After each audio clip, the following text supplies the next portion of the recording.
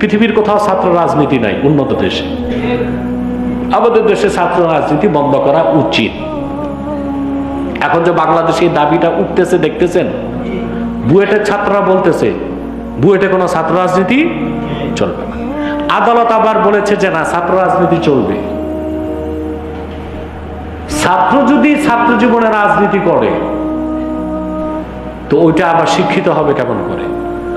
ও তো মিছিল মিটিং করতে করতেই জীবন যাবে, মিছিল মিটিং করতে করতেই তো তার সময় চলে যাবে, ঠিক কিনা? আমার দৃষ্টিতে প্রত্যেকটি পাবলিক ভার্সিটিতে ছাত্র রাজনীতি নিষিদ্ধ করা উচিত। যারা রাজনীতি করে কলেজ বিশ্ববিদ্যালয়ে, তাদের হাতে আর কলম থাকে না, পিস্তল উঠে আসে, ঠিক কিনা? তাদের ব্যাগে বই খাতা পাওয়া যায় না, গাজার পোটলা পাওয়া যাবে। অতএব এই তাকওয়া ভিত্তিক শিক্ষা আমাদেরকে গ্রহণ করতে হবে। উন্নত বিশ্বের স্লোগান হচ্ছে আওয়ার এডুকেশন আওয়ার ফিউচার, আমাদের শিক্ষা আমাদের ভবিষ্যৎ।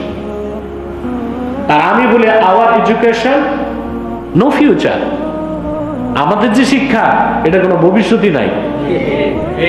যে ছেলেটা মেহনত করে এমএ পাস করলো কিন্তু বিসিএস পাস করতে পারলো না, ওর চাকরি বড়জোর গার্মেন্টস ফ্যাক্টরিতে। তো গার্মেন্টসে চাকরি করতে তো 6 পাস যথেষ্ট, বড়জোর 10 পাস, তো এমএ পাস করছে কি করতে? আমি আমার আশেপাশে একটা ফ্যাক্টরিতে 6-7 বছর আগে এক লোক, পাবনার লোক, বুঝলেন, সে একটা ফ্লোরের প্রধান। আমি জিজ্ঞেস করছি আপনার বেতন কত? বলে 88,000 টাকা। আমি বললাম আপনি কি পাস? বলে এসএসসি পাস। আমি বললাম আপনার আন্ডারে লোকজন কেমন আছে? বলে লোক তো কয়েকশো, 45 জন আছে গ্রাজুয়েট। কতজন? 45 জন। লোকটা এসএসসি পাস করে বেতন পাচ্ছে 88,000 টাকা মাস, আর তার অধীনে চাকরি করতেছে 45 জন এমএ পাস, বিএ পাস, বেতন 12,000, 14,000, 16,000। কোথায় গেল পড়াশোনা? কি লাভ হইল? কিছুই তো দিতে পারলেন না আপনারা জাতিকে, না আখিরাতমুখী শিক্ষা না দুনিয়ামুখী শিক্ষা, উৎপাদনমুখী শিক্ষা। বুঝতেছেন? মনে রাখবেন, শুধুমাত্র প্রগতি, বিজ্ঞান, প্রযুক্তি শিখিয়ে মানুষকে মানুষ বানানো যায় না, যান্ত্রিক জীব বানানো যায়।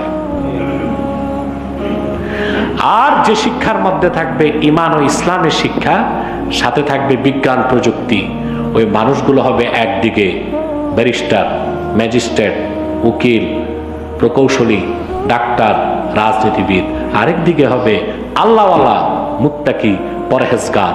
তার কাছে সমাজ নিরাপদ, দেশ নিরাপদ, ব্যক্তি নিরাপদ, ঠিক কিনা? এই তাকওয়া ভিত্তিক শিক্ষার কোনো বিকল্প